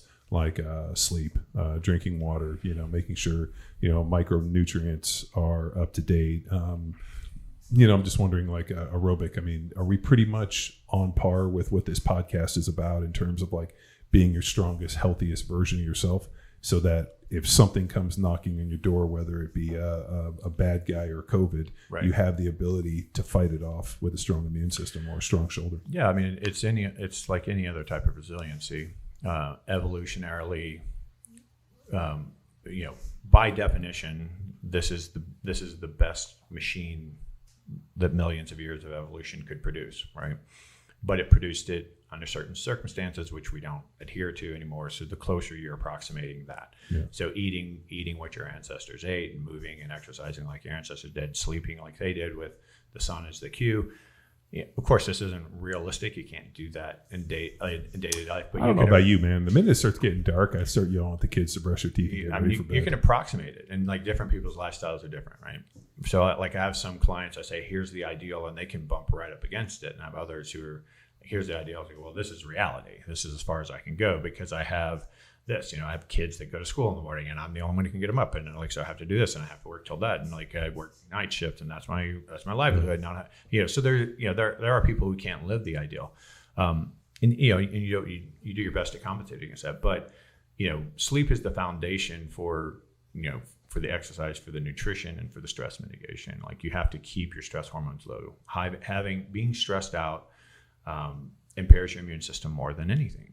Like that's the biggest deficit. So it doesn't matter if the stress is coming from you eating toxic foods or drinking too much alcohol or just being stressed out at work or being stressed out around divorce or bankruptcy or overtraining, any of that stuff, anything that heightens your immune function. If you think about it, like when you're in fight or flight, you're sort of superhuman, right? Your lungs expand, you take in more air, your heart rate increases, your blood pressure increases, you start mobilizing stored glycogen, your reflexes get faster, your pupils dilate, you take in more air, you get faster, stronger, better reflexes, higher pain threshold, all this stuff. Well, why not run around like that all the time? Well, it's because it's 100% catabolic. You're using your body as a fuel source to get through this. So the things that aren't happening is like digestion, reproduction, hormone, anything anabolic, producing anabolic hormones of any sort, and immune function, because it doesn't matter if you can fight off infection if the tiger gets you, right? So it's like all that sort of gets suspended. So that's what stress hormones do to the immune system. It's part of the the survival pathway is like, let's shut that down. We don't need that resource right now. Let's get rid of that. Well, when your immune system, or the exact opposite of that, when your stress hormones are the lowest they will ever be in a 24-hour period, is during deep sleep, which is primarily the first 2 sleep cycles. So your first 2 sleep cycles are the most anabolic times of your life. And it's not just that that's when all your anabolic hormones are being produced, but it's also when you essentially have no catabolic hormones, because stress hormones are catabolic. So you have all high anabolic, almost no catabolic, and that's when your immune system is functioning, because it's the exact opposite of fight or flight. Think about everything that's revved up when you're in fight or flight. None of that shit's working when you're in deep sleep. Everything that's turned off when you're in fight or flight, all of that's maximized when you're in deep sleep, because stress hormones are setting the pace. Cortisol gets a bad rap, is that, cortisol is bad, but no, cortisol keeps you alive, and it keeps you alert in proportion to your environment. Yeah, if you have no cortisol, you're fucked. You're dead. Right? You're literally dead. And if you say slept in a cave, you would still wake up, right? It's totally dark, it's totally cold, you can't hear any noises. It's not just light that's setting your circadian rhythm. The circadian rhythm goes whether there's light influence or not. And what wakes you up in the morning without an alarm clock is cortisol, but it wakes you up at an appropriate level. So if you're worried about this vaccine and you're running around panicked that everybody, or you're worried about this virus, and you're running around panicked that every person without a mask and closer than 6 feet is going to give you this disease and you're going to die and everybody else is going to die, you have high stress hormones. You have a weaker immune system. Yeah. If you aren't sleeping well, you aren't repairing. If you don't get enough sleep, like the whole point of me sleeping tonight is to prepare my brain and body for tomorrow. It's using today as the template to repair, regenerate, restore, and bolster my body for tomorrow, to be able to do what I did today at least as well, if not slightly better. Well, and it takes 8 hours to do that. That's just the way the world works. It doesn't matter how much butter you put in your coffee, or whether, how many electronic devices you use, whatever. It takes 8 hours. If I only sleep 6 hours, tomorrow still comes. How do I do tomorrow? Stress hormones. I increase my stress hormones, which are catabolic, which also means I'm using my body as a fuel source to get through the day. So I'm losing muscle mass, and I'm losing all sorts of things that would be beneficial to me. But more importantly, I'm impairing my immune system. Mm-hmm. So when you don't sleep enough, you impair your immune system. When you overtrain, you impair your immune system, because you have a ton of cortisol in response to the excess stress you put on your body. Going through a divorce, going through a bankruptcy, whatever, like all of these types of things. So controlling your stress hormones is, I would say, probably the most important thing that you can do, with the underlying message that you can't have balanced stress hormones if you aren't sleeping enough, right? Like by definition, that's what inadequate sleep means, is that you're going to run around on different resources than you should be, than you evolved to be using. And our ancestors likely would have only had brief episodes of stress. They wouldn't have run around in a stressful environment all day. The only running around in the stressful environment they would have done all day probably is famine. And so trying to kill something to eat. Being stalked themselves. So if you look at other animals, we're the only animals on the planet that deprive ourselves of sleep on purpose. The only time any other animal does that is when they're going through famine, or when they're being preyed upon, or when they're being stalked. And so they'll wake up earlier to be able to go further to forage more for more fuel, to get more food. And again, they're going to be not in fight or flight, but they're going to be moving towards that. So they're going to be having some of that benefit. They're going to have like the faster reflexes and higher blood pressure and higher heart rate and all this stuff that you would have in fight or flight, just not as high. But they're also going to have the impaired immune system. It impairs the prefrontal cortex, makes you make bad decisions, because part of surviving a bad situation is being very impulsive and very reactive. And so if you're in famine, and that might mean that your primary fuel source just isn't available anymore, primary food source isn't so you need to try novel shit. And in order to try novel things, you have to be a little more impulsive. And so animals do that. So it makes sense, and I don't know how you would ever prove this, but it makes sense that evolutionarily our brains would think the same thing. If we aren't getting enough sleep, it's probably because we're starving, which changes your fuel partitioning, changes your appetite, all sorts of things, or we're being stalked. So I need to get in fight or flight and kind of get ready to fight or flee. And both of those things, doesn't matter which my body believes, is going to impair my immune system. I'm sure there are things that you could do that would rev up certain regions of your immune system, but I think it's foolish to try to do something like that. Like you bolster the nutritional status that we know. Like we know vitamin D3 is hugely linked. We know vitamin C is hugely linked. We know zinc is hugely linked to immune function. Magnesium is hugely linked to. Magnesium is a cofactor for vitamin D3. So if you need vitamin D3, you probably need more magnesium too.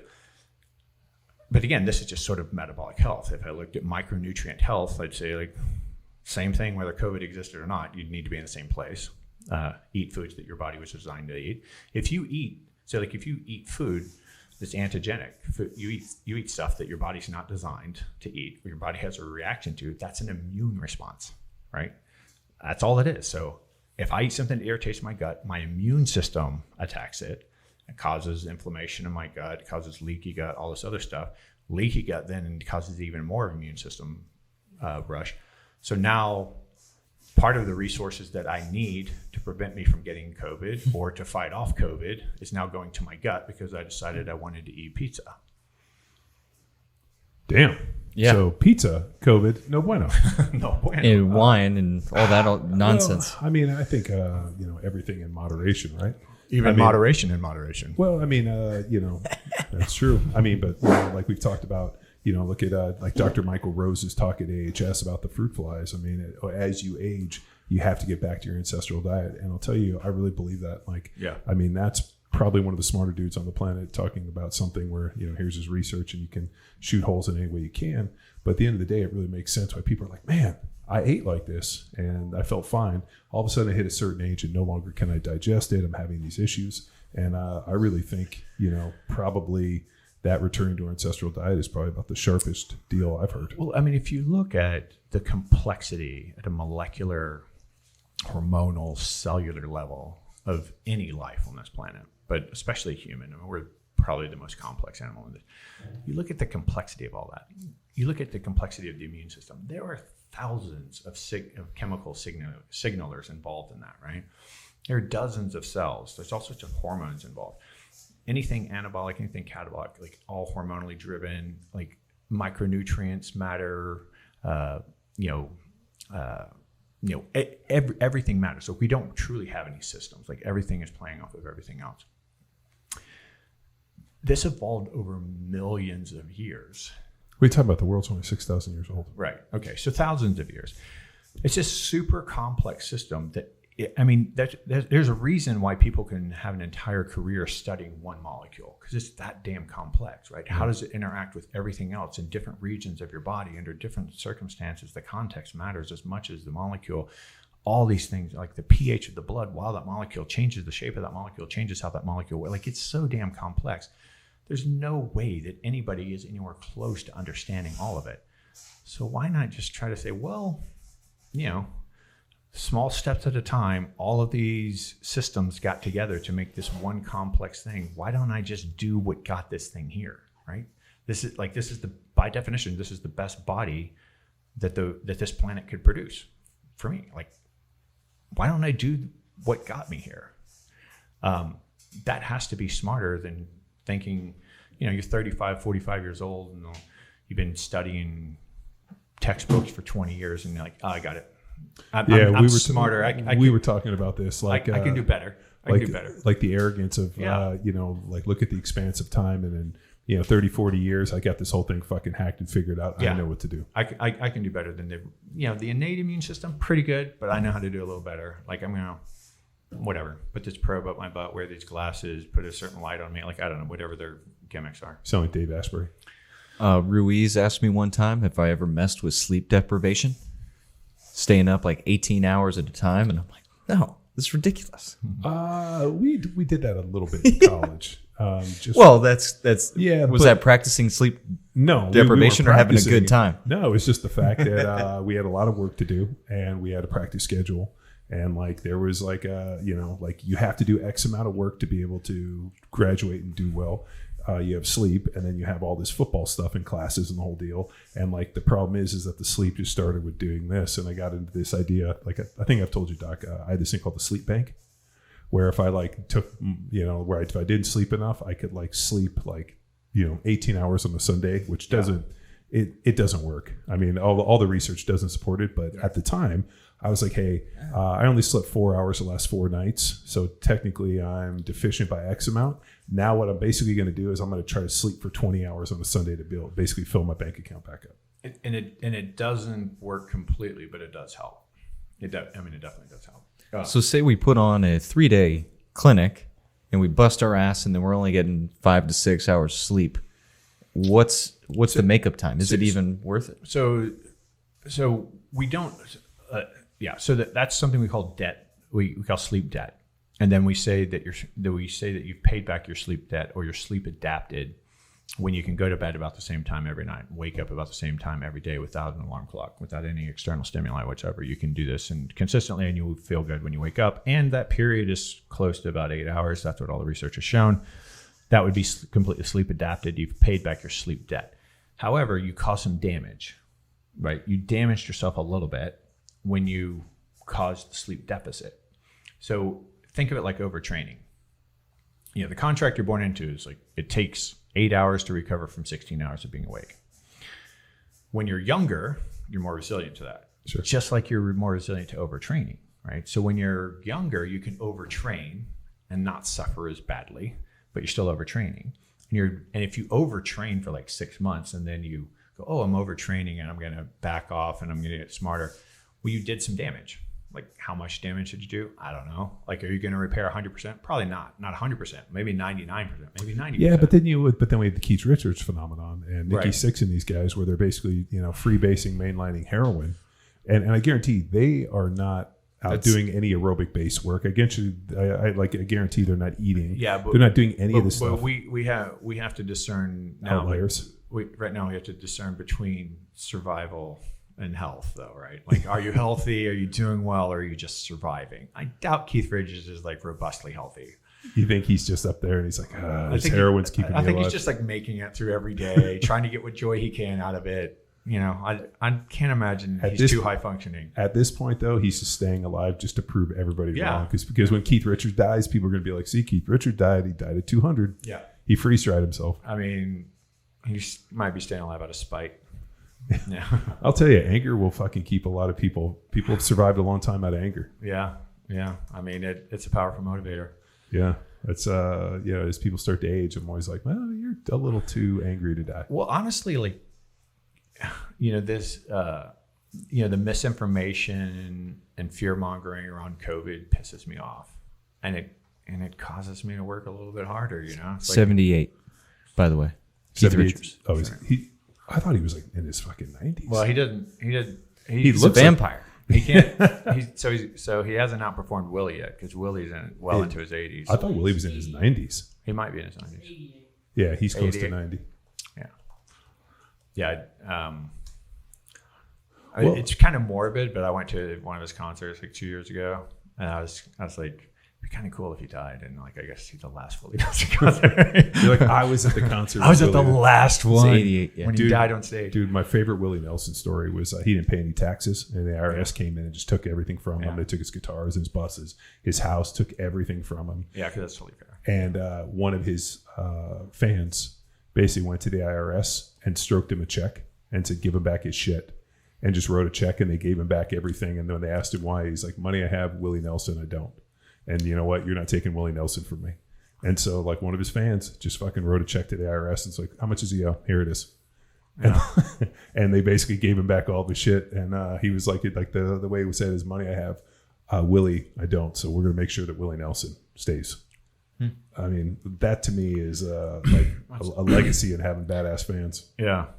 And refreshing to find somebody with a clear set of values. Well, it's like money I have, Willie Nelson, fuck you. You're not fucking him over. I want to hear Willie Nelson still continue to play. And now he has like... Wesley Snipes didn't have the luck. Nah, because Wesley wasn't a singer. I mean, how many people were that big a fan of Blade? Blade everybody. versus Sandstorm? If everybody that saw Blade had to kick in $100 to help Wesley Snipes, he would have been okay. What else? Murder at 1800. U.S. Marshals was awesome. Well, the problem is that Wesley Snipes got real big into that taxation is theft and it's not legal. And even though the IRS... Bad advisory. Well, no, it's technically true. Like there is no stipulation in the Constitution or anything about the IRS, and the IRS didn't exist until about the 30s, I think, and it was fine. I mean, look at what the creation of the IRS. Well, who's older, the IRS or Willie Nelson? So it's Willie Nelson is older than the IRS. Yeah, the 30s is where the not where the wage. What do they call it when they take it out of your paycheck before? Social Security withholdings. Yeah, when I think that's when the withholding process started in the 30s. Well, it says in July 1st, 1862, President Lincoln signed the second revenue measure of the Civil War into law. So that's essentially when citizens started paying the government. Okay. Yeah, but the withholding thing I think started in the 30s. Which that does seem a little crazy to me, right? We need a government, and governments don't produce money, so I understand. But we have sales tax, we have liquor, we have alcohol tax, we have gas tax. So we have a lot of taxes that you could run the government off of, just being taxed just for earning an income seems a little strange to me. Just if we got to just a blanket where everybody just paid 10%, right? So the amount of people that don't pay taxes is pretty high, right? So if everybody just paid 10%, we wouldn't. So 1913, the 16th Amendment. That's what it was. Mm-hmm. That the Bureau of Internal Revenue was established. Yeah, so the 16th. So up in so the Willie Nelson. So he's 88. It's 100. It's 100. So 108 years old. Yeah, he's 20 years older than Willie Nelson. So, but he but did he pay his taxes. The withholding does seem crazy, right? It's like, we're just going to take that money out of you, and whatever we owe you back, we'll give you later on in the year, as long as you file your paperwork. No interest. And here's the interesting thing on the paperwork. Yeah. We're not going to give you any parameters. You got to hire a guy. Yeah. And if we don't like it, we're going to come after you for right. We're going to audit you. And now they want basically an eternal audit on all citizens. Did you hear about this Biden? Yeah. Anybody has over $600 in their bank account. Access to all transactions. Logo to me, I just see a giant eagle flexing. I don't know what you guys see, but I see like an eagle at a trough, but it looks like an eagle with like the scales of justice and like the IRS is an interesting because here's the thing. It's not an elected position. So this is all bureaucrats that are promoted and given jobs. Like nobody elects the head of the IRS. It's like a faceless organization, right. And it's probably the most powerful organization on the planet. Yeah, I mean and it gets weaponized quite frequently. Yeah. I think that's what they call the deep state, right? Like that's all kind of part of the same thing. It's like non-elected bureaucrats that stay no matter who the president is, they're nameless, faceless, and they're essentially running everything. And when our Congress, at some point the Congress decided that the way to get reelected was to not pass any unpopular laws, and so they just quit passing laws, and they gave all the power to the deep state to write policies, and that's essentially what they tried to do with the CDC, saying that you couldn't evict people, and that's what they're trying to do with this, using OSHA, isn't it, for the businesses or something, to say like, OSHA's going to write a policy that mandates vaccine, just like have the balls to pass a law. OSHA manages like safety, right? Like if like let's say at a welding machine shop, OSHA can come in. It has to be OSHA approved, and there has to be all these security measures. Right. Don't drive your scissor lifts. Don't race scissor lifts. Yeah, you're at not full height. You're not allowed to have slalom races on scissor lifts at full max height, which we've done. I mean, we've broken many OSHA laws. Easy, John. Allegedly, we broke a lot of OSHA, but we're also not we were just some local kids having a good time, renting some scissor lifts, trying to put up a fucking massive cedar ceiling. We're not that young. Well, the best is Parsley, who is lived a long enough life to where he's done some stuff. Like looks up at that ceiling and is like, holy shit, that's a lot of fucking work. I wonder about how many people come in to Power Athlete HQ, this part of the Power Athlete, look up and see that cedar roof and realize how long and how much effort was put into that.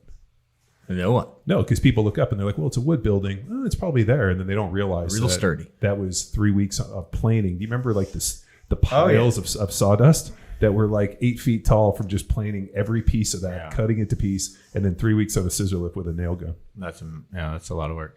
Well, it's true with anything though. Like if you haven't done that type of work before. Like, it's true with fitness. Like, people see, like somebody who's never worked out before and all fat, and they're like, I got to get in shape, and they see somebody. They assume it's easy. Yeah, see somebody like you, and they're like, I should be able to get in that kind of shape in like 6 months or like now, dude. 3 weeks. This is a lifetime of work. You don't understand like how many decisions, came into me not being 100 pounds overweight like you. I mean, like you've made a million bad decisions to be there. You have to have time to make a million good decisions to get to this other extreme. Well, it's like we painted, we're remodeling our kitchen, and like the dude was supposed to come and like put in some faucets and all the electrical shit. Of course they don't come. Right. And like the dude comes in to do the backsplash. So there's like a huge problem because the guy can't finish it. And so I installed all the sinks and the garbage disposals and hooked everything up. Changed all the electrical outlets out, all the switches and everything. And so the dude comes in and he's like, "Oh, who did all this?" I'm like, "I fucking did it." Yeah. And then the guy was like kind of asking me. I'm like, I was like, you think this is beyond my fucking skill set? I'm like, have you been up to the shop? Have you seen all the shit we've done? I'm like, this is fucking nothing. Changing electrical sockets. I'm like, this is and then the funny part was the guy was like hanging around for money, and I gave him a little bit of money, and then I handed him my bill, and I was like, my time's more valuable than yours. I'm fucking cutting you off. And I'm like, you know what? Fuck, this is. But I don't know, man. I think and it was funny. He's like, "Oh, you know how to do that?" I'm like, "Are you kidding?" I'm like, I can build motors. Yeah. I'm like, you think installing a fucking garbage disposal is outside of my, at least that comes with directions. The shit I have doesn't have any directions. Right. Yeah.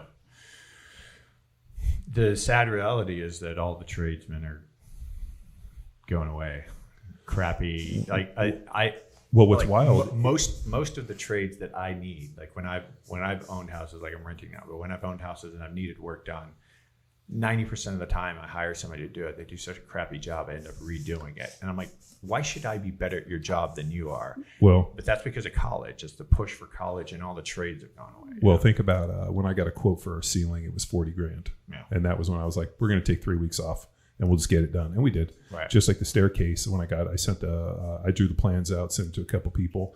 Like the cheapest bid I got was like $19,000. Right. And I was like, so I'm probably into that thing for $1,500. Right. And it took us a couple weekends, and right. I guarantee the dude didn't build it the way I built it. Right. So, I think the end of the day thing is, and whether it be, the COVID environment, your health, whatever it is, you as the individual have to take ownership yourself to say, you know what, I'm not going to get fucked. I'm going to make a good decision. And if there's something outside my skill set, instead of constantly going out there and trying to find somebody else, why not just add to your skill set? Yeah. We put out that thing for, for an admin and some things to, to hire some additional people here at Power Athlete. And one of the things is if you apply to the admin position, I'm going to teach you how to weld and fabricate. So if you want to learn to do that, you got to come and do a bunch of work, but you're going to walk away with a tangible skill. And, and how many people are willing to do that? I mean, I'm going to teach Parsley next. That's going to be my next one because Parsley needs to know how to do that. That's challenging. It's teaching me something. With that attitude, Doc. Well, he knows everything. Yeah, I already know everything. So, anything else, Tex? Yeah. I guess this was back to the earlier part of the conversation. I was thinking quickly, like at the collegiate athletics, they test certain athletes for sickle cell. If does it become like a check to box in my college athletics physical if I had the vaccine to then like I have to have my heart rate checked? Because even now, before this, there's kids that would die of undetected heart issues during conditioning. Right. Was that related to the sickle cell? No, he's giving an example. Example, because then like certain... it's now going to be a screening criteria. I got you. Yeah, because certain kids had to sit out conditioning or hit conditioning before the sun came up when I was at Texas because like the heat. So they still had to do the work. It was just a certain time of day. If you've had heat exhaustion, you're 10 times more likely to get it again, so you can't put them through that situation. Oh, no, I'm pretty much at heat exhaustion. I just think I'm too stupid to give up. Yeah. I mean, will it be a criteria? I don't know, but I think we don't know. We don't know. I think we're very likely to see some significant long-term effects across males, at least. I'm probably females, and we're probably going to see some infertility. And again, this is why it takes multiple years to test for vaccine safety, and that's why you don't rush out there and give it. and everybody's trying to compare it to all these other things. Well, what about the polio vaccine? Like that was mandatory. Took 37 years to develop the polio vaccine. And I'm like, well, you know what? Polio seriously maimed or killed like 60% of the people it infected. This thing has a death rate of 0.0 something, and if you're under 50, like and have a BMI under I mean, like it's 30. exceedingly rare that you're going to have any. So and when we give all these vaccines to school age children so they can go to school, we're giving them vaccines for diseases they're susceptible to. Kids are at almost zero risk. They're more likely to get struck by lightning than they are to die from COVID. And yet we're pushing this. Another great example is of why everybody shouldn't be so damn certain that this is a great idea and pushing forward with it at full speed. If you look at, I think it was the rotavirus vaccine, that 10 years after it was approved, they figured out that it was causing intussusception and killing little kids, killing infants. So it's like when your bowels kind of accordion in on themselves, like you think of like a collapsing telescope or something, your bowels, and it causes a bowel occlusion, and they're babies. You think, they're colicky, and you're rubbing their stomach and they're crying, and all of a sudden this huge inflammatory blocked bowel ruptures and your kid dies of sepsis before you get into the hospital. 10 years after the thing was approved, they figured that out. So how do we know it's going to happen? And like you were talking about, Vioxx? Yeah, Vioxx. Yeah, we were talking about Vioxx earlier. Like, that was approved. That was approved, and it was used for years. This is great medication. Like, this was the next best thing, and all of a sudden, it's like, absolutely, that's a bad. Well, it was enough to yank it off the market, right? I think I secretly think what happened was the patent was coming up, and they were worried about them, they were going to lose their gravy train, because once the patent was up and everybody could make it, it would have just made it pennies. So I think they made the decision to yank it so that they couldn't share it. Usually what they do is they come up with another use for it, and then they can repatent it. Yeah, so like Prozac is still on patent. How long has Prozac been away? I don't know how long you've been taking it.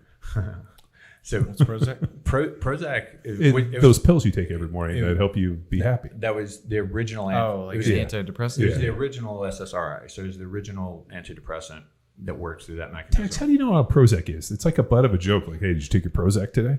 I don't take it. I mean, I take these amazing Thorn protein and glutamine. I take Thorn and I mix everything with coffee and Thorn. Yeah, and then and whatever creatine Dr. and coffee. Tom tells me, that's about it. Yeah. So I don't know. Which is Thorn. When Prozac was about to go off patent, they literally invented a disease and gave Prozac as the cure and got a patent for that. So when women have PMS, right, right around the time of their period. Just to know, Doc is a trained gynecologist. He did his residency in gynecology, so he's speaking of this from an authority standpoint. So PMS they redefined as I don't know. Some sort of menstrual hysteria? I think it was dysphoria. Yeah, dysphoria. So it's like a menstrual dysphoria or something like that. And then they changed the color of the Prozac pill and made it purple with a yellow stripe or something, and said, like, this is now a menstrual dysphoria drug, and it got approved for that. Because if you take this constantly, you won't be as moody around the time of your year. And they got a new patent on it, which I guess lasts, I don't know, I think patents last 7 years. Wow. Something like that. So that, it turns out that the pharmaceutical industry is a little smarmy, and they can come up with some pretty creative ways to ensure they get paid. And I think something that shouldn't escape the attention of all of these vaccine certain people is that the largest criminal fine in the history of America was paid by Pfizer just a few years ago, because they were actively harming people and actively hiding the fact that their drugs were harming people. And they had to pay a $230 billion fine, which was by far the largest criminal fine ever. And I think it was only 5 or 10 years ago that they had to do this.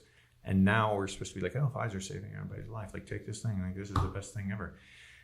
I don't think morally they're above making money. Well, with I think a lot of risk. I think what it comes down to is you as an individual have to make a decision that you feel comfortable with. Right. And the idea of blanketly trusting anybody is never a good idea. So, to the listeners of Power Athlete Radio, personal responsibility. Make sure that you're sleeping 8 hours, making sure you are eating a nutrient-dense diet. If you're over the age of 40, go watch that Michael Rose AHS talk about returning to your ancestral diet. I think it was AHS 11.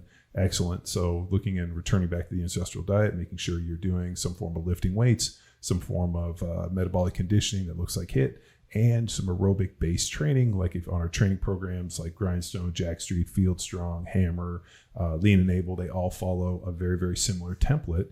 And if you're over the age of, let's say, 40, 45, 50, and you're in that age group, making sure you're going and seeing a doctor, getting checkups. If you have any issues, not just fucking avoiding them, going and finding a guy like Dr. Parsley to look at your hormones. And if you have any hormonal issues, making sure you're working with somebody to balance those out so you can live your best life. And, you as the individual have to take personal responsibility for yourself, because nobody is coming to fucking save you. Nobody's hiding around the corner. I wrote that blog years ago. Nobody's hiding around the corner to grab you and save you. You as the individual have to seize the day and make sure that you make it as far as possible, because you owe it to your wife, to your kids, and the people around you within your tribe to fucking make it as far as you can. And at the end of the day, don't go along. Like, sheeps get fucking slaughtered because they go in groves. There's no problem standing there and being like, hey, I want to take it slow. I want more information. Or, you know what? I want to hear from trusted experts. Or, you know what? I just don't know. So, you know what? I'm not going to make a decision until I have more information. So that's my public service announcement. Thanks for another episode of Power Athlete Radio. Bye. Bye.